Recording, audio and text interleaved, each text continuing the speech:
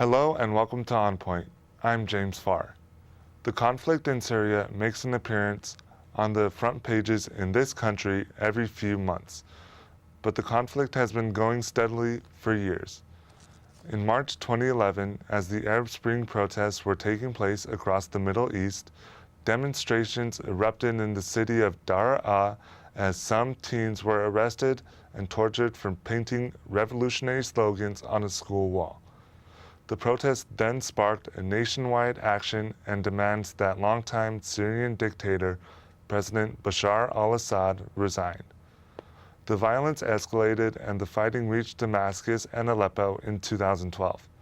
By mid-2013, 90,000 people had died in the conflict. In August 2013, missiles filled with sarin gas killed hundreds near Damascus.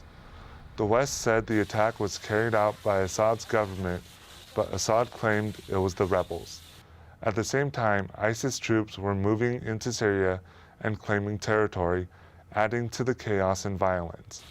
In recent weeks, another alleged chemical attack killed dozens of people, and the West responded by bombing a Syrian military facility. Now the UN is saying about 400,000 people have been killed since the conflict began. The war has also added to an already massive refugee crisis in the region. In February, the UN Refugee Agency registered 5.5 million Syrian refugees. According to CARE, there are over 65 million refugees in the world today, the largest displacement of humans since World War II. Despite these two big stories coming out of Syria, most American college students are not aware of what's going on. On Point Savannah Palacio has more on the story. Thank you, James. To begin, I'd like to welcome our two guests. First, we have Dilek Ince, a film major at CSUN who directed a movie called Amal, and Fadia Afashe, a visual artist, writer, and activist who left Syria just before the war broke out. Thank you both for being here with me today. Thank you for having us. Thank you. So, Dilek, can you tell me what inspired you to make your film?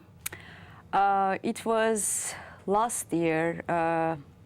I needed to do my senior project, and I mean, there is not only one thing influenced me to write this story. There were so many things that impact on me, and I wanted to make a story that matters for me and for many of you, people that outside. So mainly, I did this story for children that feels forgotten. And that's mainly, I think, the reason that I wanted to tell this story. I love that. That's amazing. I actually got a chance to see the trailer, so why don't we take a look at it right now?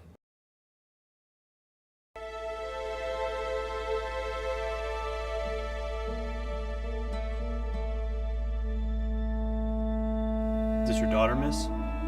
No, I'm in the process of adopting her. أنا حبيبي أنا لازم أروح أجيب لك الدواء. هذا الدكتورة حتفحص لك راسك. أنا راجع حبيبي ما تخافي. Is she Syrian? We cannot allow you to bring this child into the country at this time. I'm trying to help a little girl who has nowhere to go. I am not leaving this airport without her.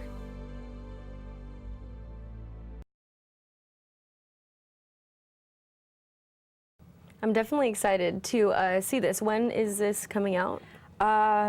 Actually, today we have a showcase in the Academy Science Theater, so we are very excited for that. And yeah, hopefully it's gonna we are gonna send the movie to festivals, and then there will be other screenings too.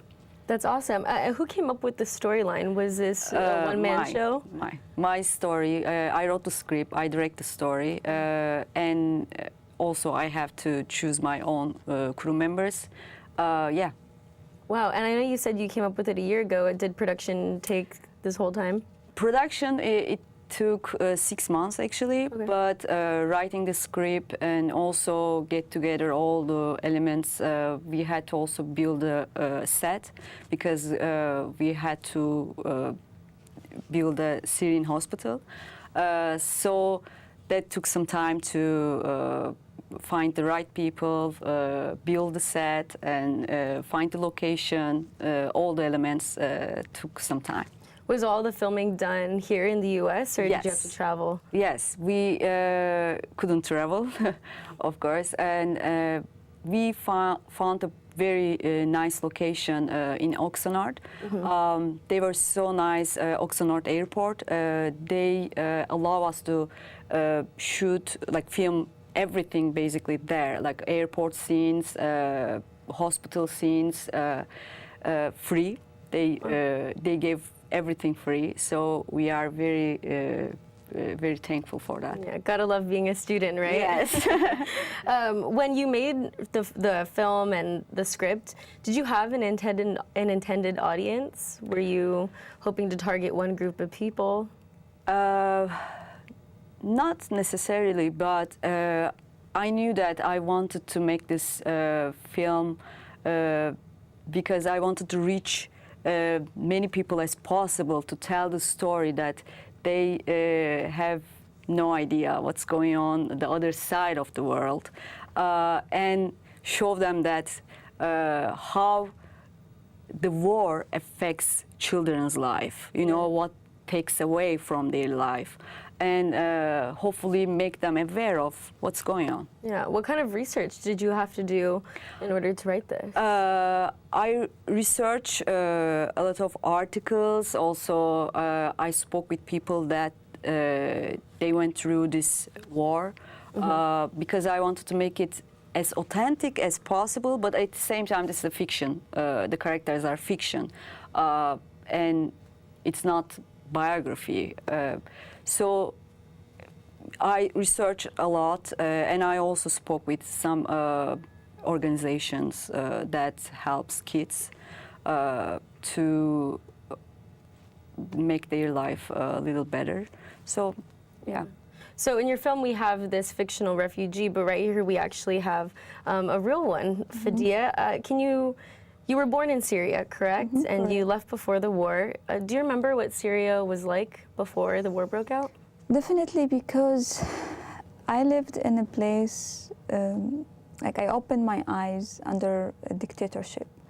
I didn't know anything different in my life, even though I was an activist and I wanted to change things, and I was a big believer in human rights. It was not easy to survive in such a country. Aside from the fantastic, beautiful things I remember about my family, friends, and the beautiful collective society we lived in, we had a lot of difficulties. The minute you start to question things, the minute they recognize you are out of order and you start to demand any human rights, you're in the list. And what does that mean when you are in the list? Your life, your family life, everyone you know would be in danger. And the minute in Syria anyone will tell you you're under interrogation, that's it. And you can imagine all kind of torture could happen to you. So that was the problem we faced, especially in my teenager, like when I was teenager, and I still remember when we gather and my family would say, don't even speak in public about certain issue, try to protect us, and they will always tell me that if you did something, if you question something, we will be in danger. So this is the country where I lived. I started to be a women's rights activist because I was witnessing horrible things happening in my society, and I wanted to change it. Even just asking for women's rights, it was forbidden. Wow. And they put me in the list. So because I'm an artist, visual artist, I was thinking, okay, I'm not allowed to gather people at my home to talk about women's issue. I'm not allowed to have a forum. I'm not allowed to, we don't have internet at that time. There is no way to get the word out. There is no way to raise awareness. So I was thinking, okay, I get married to a famous Syrian actor. People love him. And people in Syria, they get their information actually from the TV. The majority of the Syrian population, they don't really read. They don't get their information from reading because we live under a very strict regime. Even sometimes reading certain books is not allowed.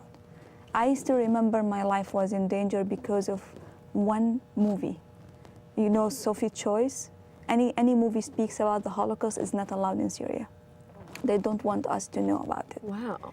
So I still remember how I would create a second cover for all my books and put it in my library because I don't want people to know what is the reality of this book is. So we lived all our life just because we had mind at that time and we want to have freedom and we were asking questions, we were in danger. If you want to live in Syria without thinking about these things, without thinking about human rights, and you just go with the flow, you can survive in Syria. And a lot of Syrian people will tell you, okay, we had a good life, but it's all about if they live under exactly the rules and they follow the rules and they give up their rights and they agree to have one family control all the authorities in the country. Wow. I started to think, okay, maybe art is the solution because this is probably how I can get to every Syrian home by creating movies. And Syrian people, they love movie stars and they believe in them and they will start to question things. And I created my first movie in Syria about women's issue. And I was hoping to show my movie. Again, you create a movie, which is fantastic, and you think this is what you have to do as an artist. In reality, this is not enough because you can create the best movie ever and you cannot show it. And this is what happened in Syria. I was not able to show my movie in the public, in the national TV. And people, they don't have access at that time. Now, with the internet, I think everything has changed. So I'm so glad that things have changed from now and then, but can you tell me what you remember about the build-up to war? You were there, correct? So since I lived all my life under dictatorship, even with my mind, with my critical thinking, I never thought in my life like this regime will change. All my ideas were built around the circumstances I already have. I was thinking, okay, we can convince them, we can partner with them, we can do this and that. I never thought or dreamed of changing the regime. Imagine how we were living in horrible circumstances. But when the Arab Spring started in Tunisia, and suddenly we were watching on TV, it could happen. If you revolt, probably the president will leave. And Syrian people started to feel like it's hopeful, maybe there is a way. So the problem again was because when you are adult and you have all these stories of torture in your mind, you don't dare to revolt, you don't dare to protest. So in general, people, they were so scared. The people who started in Syria this revolution were the children. Because children, they don't have as scary thoughts as we do. They're a little more rebellious. Exactly.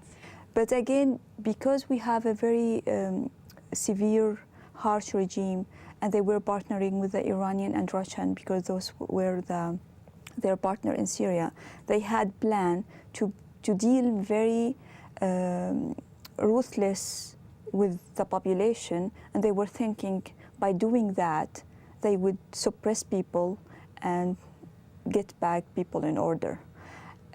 What happened on the ground, because of the horrific reaction of the regime and using torture against those children, Syrian people said enough is enough. And that was the spark of the revolution in Syria. It's a lot to take in. There are many different elements to the Assad regime and the Arab Springs.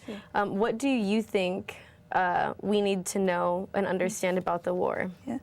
It's a very good question, I think, because nowadays, again, I was talking about internet and the new way of getting the word out, which is blessing in a way, but again, it's kind of very confusing for a lot of people. The only statement I will get from people now towards Syria is very complicated. It's a complicated problem and we cannot really do anything about it.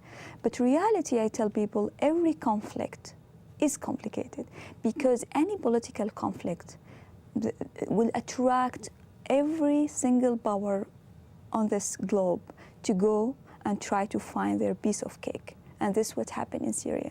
It's a very strategic location. It's very important for many major power in this globe, and they are interested. And this is why they are intervening in many different ways, and they support certain groups. And this is why it's messy, because you can tell any country, and I will tell you, okay, they have their own people in Syria now in the ground. This is why this conflict is complicated. But I tell people, always go to the basics. When we want to analyze any complicated problem, what we will do, we will go to the basic. The basics are Syrian people, civilians, they should not be harmed. Civilians, they just demand their human rights, universal human rights. Civilians in Syria, they want safety, security, democracy. They don't want war. A lot of people will tell me, but we don't have alternatives. The Syrian regime is presenting himself as a very secular. Reality, I am Syrian, and I lived all my life in Syria. Our regime is very smart to create facade, fake images, and they were very smart in creating that. If you are really liberal, if you are really believe in human rights, why we don't have democracy in our country? Why they are claiming they are not religious, and we have a ministry of religion in Syria? The minute I wanted to show my movie as women's rights activists, they sent me to the religion ministry. And there are alternatives. Syrian people are not one color. A lot of people, they paint Syrian people either those people with the regime or people against the regime. And now, unfortunately, with the new actor in the area, ISIS, it's getting much more scarier and much more complicated for people. But going back to the basics, who are the people? The main victims of ISIS are Muslim people in Syria. Like the main people, the majority of those people who have been beheaded, they are the Muslim people in that area in Syria. They have been tortured by ISIS. But the majority of the victims, if we go back to the numbers, and we pick the data from the UN, you will find actually ISIS, they have been committing horrific genocides, but the majority of the victims in the war in Syria happened under the supervision of the Syrian regime.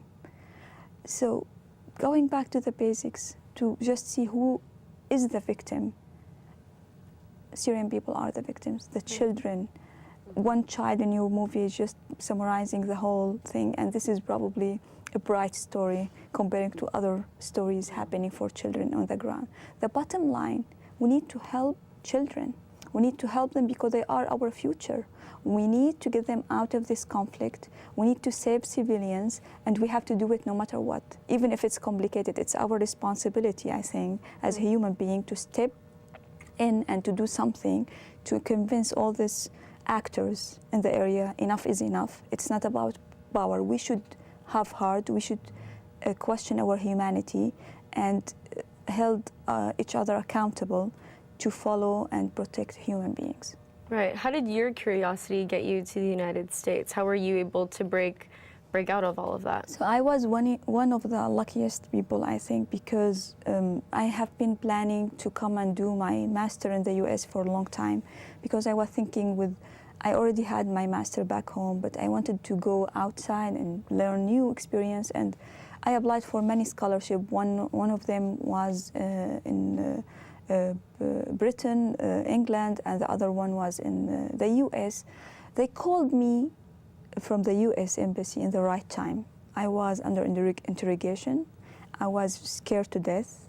You have no idea how much scary it is when you imagine that's it. You could just vanish and no one can help you.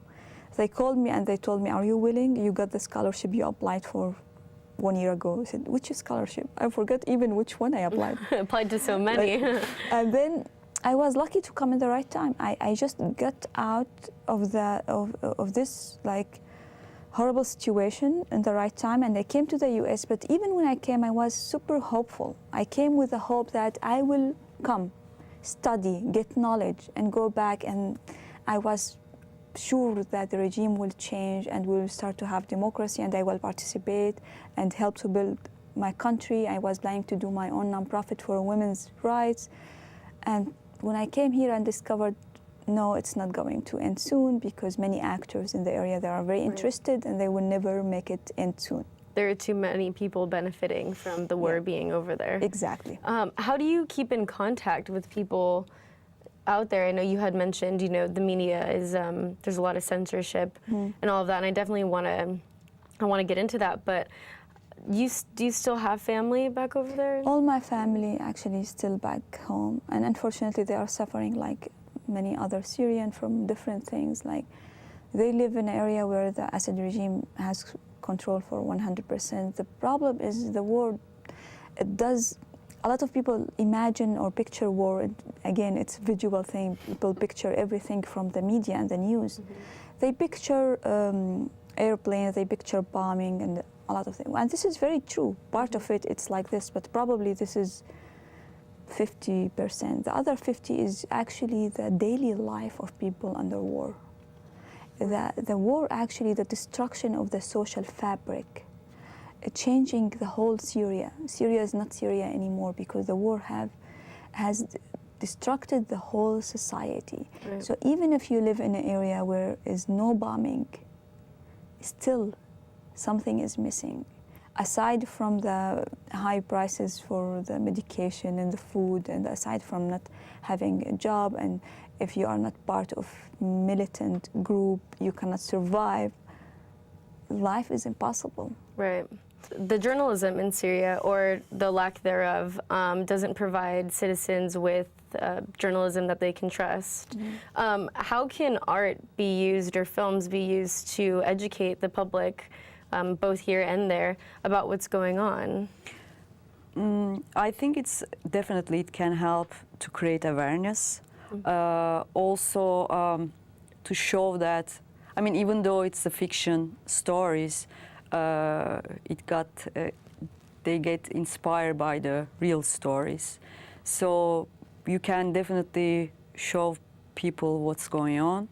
And also, in my movie, the main character is an American doctor. So she goes to Syria to help these people, even though she's totally from different culture, different race, but she goes there to help these people that doesn't even have any connection. So I think it can show people what we can do, you know, and also, I mean, show people what they are going through right now, and help them as much as possible, I think. Yeah, I think it can help paint a more easily understood reality. Yeah.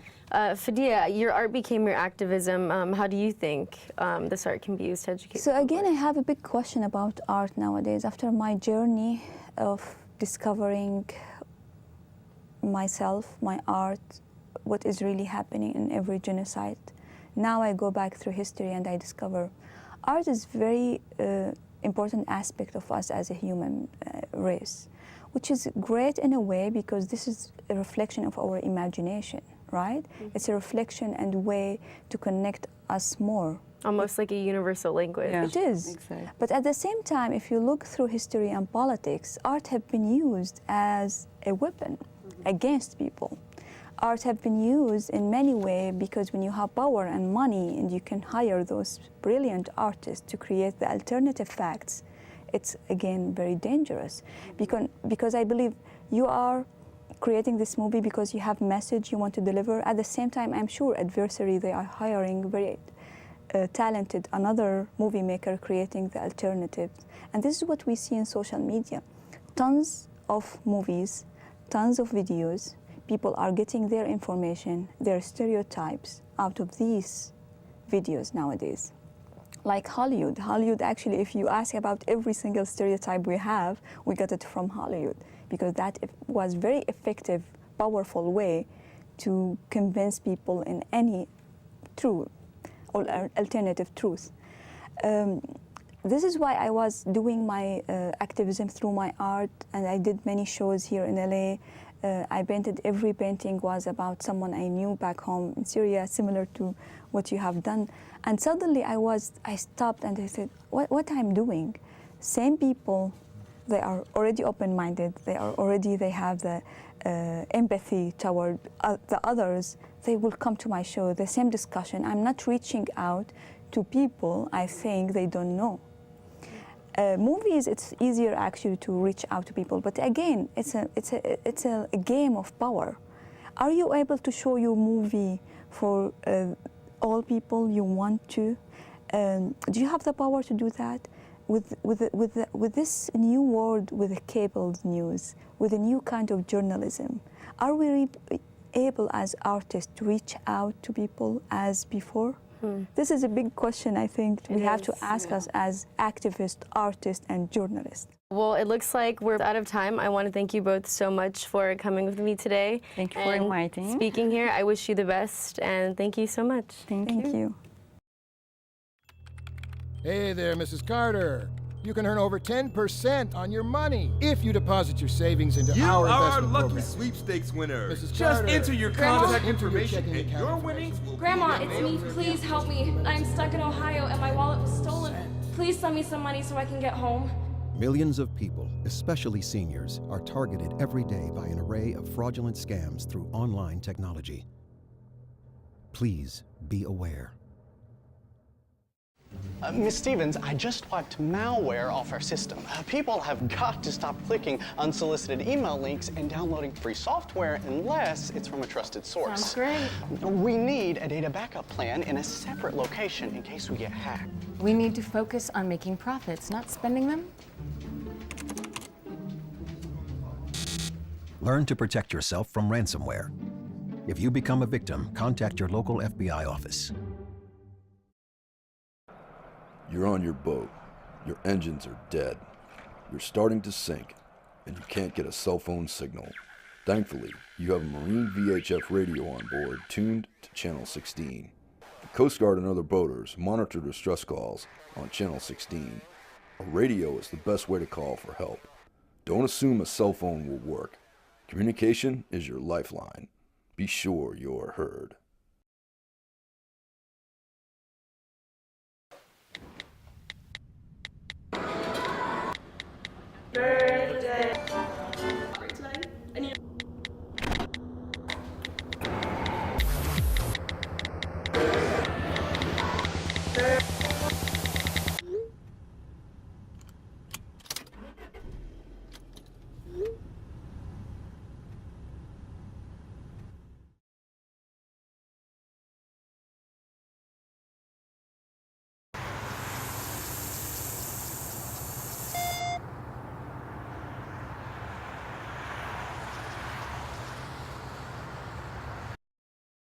Thank you for watching On Point.